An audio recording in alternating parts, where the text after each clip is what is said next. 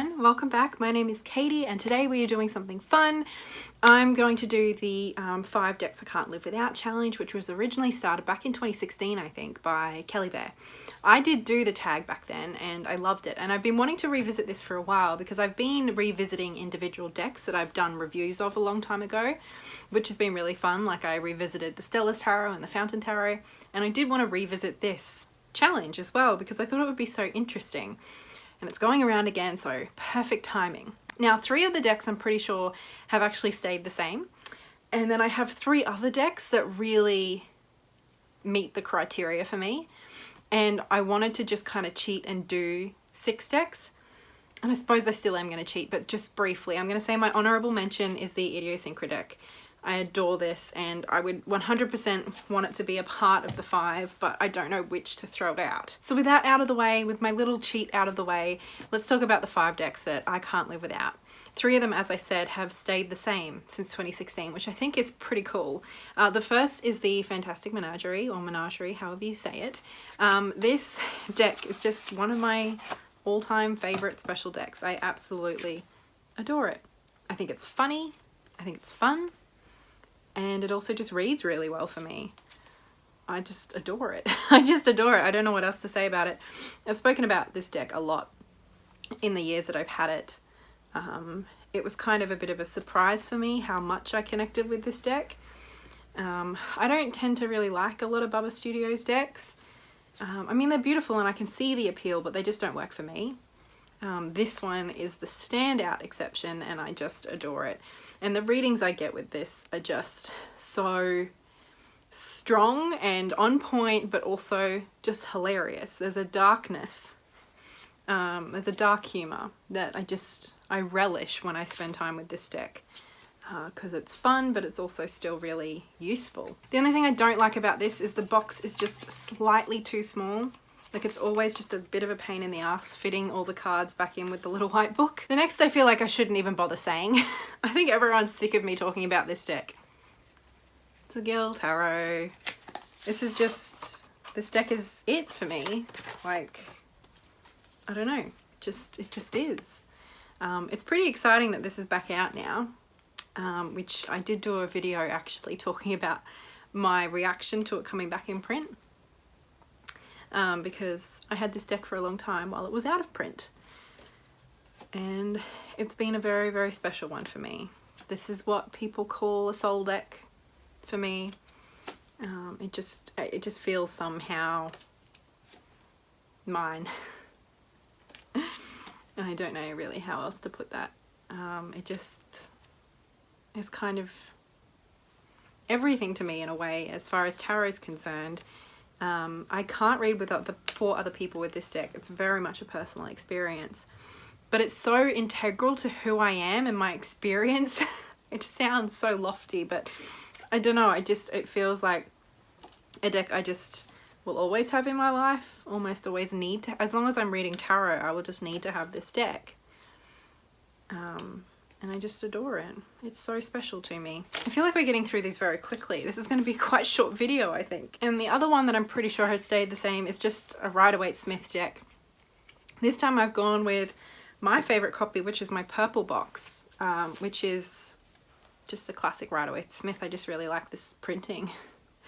I think it was done in the 90s in the UK. I just love it. It's my favourite one that I use all the time. And we all know what the rider-waite Smith looks like, but I love the rider-waite Smith. I do also use the Centennial edition a lot, but this is the one that just kind of lives on my desk and that I refer to all the time. It's just classic, isn't it? It's just a classic. And, you know, I learnt with the rider-waite Smith, so it's always a nice touchstone to return to. It's almost like a palette cleanser when I'm feeling a bit overwhelmed in the world of tarot. It's also just so clear that, you know, with all these other decks that I've got going on and everything, sometimes it's just nice to come back to basics and come back to my foundation. I know this isn't the original tarot deck, but it is my foundation. And I do love it. Like, I know it has its problems, but it's an old deck and I do really love it and I value it a lot. So this, I don't know, I just kind of feel like this is a deck that I couldn't not put in a list like this Now we have the two other decks that have replaced the old ones that I mentioned. And I think from memory I mentioned, was it like a Marseille and then maybe a Thoth or something else? I think last time I was kind of really thinking about really long term. I was kind of more thinking about what I wanted to be as a reader and how I thought I might grow as a reader or what I wanted to learn. Whereas this time I'm just picking the decks that I really wouldn't want to be without. I think I'm pretty comfortable as who I am as a reader. Obviously it's exciting to get new decks and you know, your favorites kind of shift and change, but I don't really see myself becoming a Thoth reader or even a Marseille reader. Like maybe one day those things will happen, but I don't have a desire like to do those things. I think last time I felt kind of more like I needed to in order to be considered a proper tarot reader. Like I needed to have more of a foundational understanding of those other systems. But now I kind of just don't care. I don't really like those systems. I don't have any pull to them. I don't have any emotional desire whatsoever to spend my time and energy on that. I love the rider-waite Smith. I love what it does for me and I love the decks that I have. So now I've just picked the 5 that I honestly, looking at my collection right now, my house is on fire. Oh God, I touch wood. Looking at my collection, if I could only carry 5 with me and something like I needed to take 5 decks right now, these would be the 5 that I'd choose. That's kind of as simple as it is. So number 4 is the Sasuraibito. This is such a good deck. I've spoken about it. I've done a whole review on it. I just think it's wonderful. Absolutely wonderful. Like, look at that. I don't know. For me, it's kind of almost like an upgraded Anna Kay.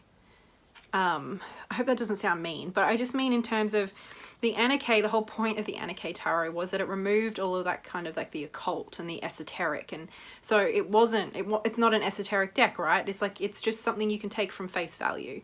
What you see and how you respond to the image and the colors and the facial expressions and the body language. That's how we get to the message in the Anna Kay rather than, you know, specific symbols or whatever. The Sasuraibito feels a lot like that to me, but just a bit more modern, a lot more modern. And I think, you know, like I prefer this artwork. I think it's quite pretty. So yeah, in that way, I don't know. I love the Anna Kay. I'm not hating on the Anna Kay, but I suppose there is that similarity for me. And that is why I always loved the Anna Kay. But this just kind of takes that to the next level and I just adore this. I adore this deck. I think it's absolutely beautiful. It reads so effortlessly. And it's just so versatile. Like I've been able to read about anything and everything. I mean, you can with any deck, but it just feels like it just fits any situation, any type of question. The lighter stuff, the harder stuff. And it's just gorgeous. Like, look at that. So pretty.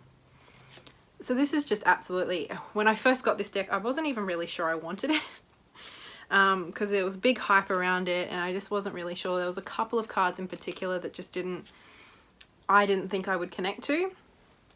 And then when I got it, I didn't put it down for months. It was the only deck I wanted to use for months. And now, I love that. While I do use other decks again now, this is still just such a staple for me. And then last but not least, our number 5 would be the Next World Tarot. This is just such a special deck. The cards are massive, like nearly as big as my head. So it's not really a deck I'd be able to do large spreads with, but I don't ever feel the need to. I love the book that goes with this too. It's one of the few guidebooks that I read from cover to cover when I first got it. And I don't know what hasn't been said about this deck already.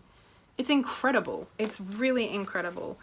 I remember when it was on Kickstarter, I didn't back it because I thought it would almost be too busy and too messy. And I suppose cards like this, I think could have been if they were on a smaller, more regular size card. But because they're so big and there's so much, like all that detail doesn't get lost. And it's just amazing. It's so amazing. It's such a beautiful deck and every card has such, all of the characters feel so alive and real and they all have such interesting stories. And the guidebook is explained so well, and we really do get that kind of personal connection with these people that we're getting a glimpse of, and their context and their story. And I just love that. It's obviously also a very relevant modern deck, which is also something I love about it. It's just, it's actually surprisingly been a very, maybe not surprisingly, but it's just been a very healing deck for me.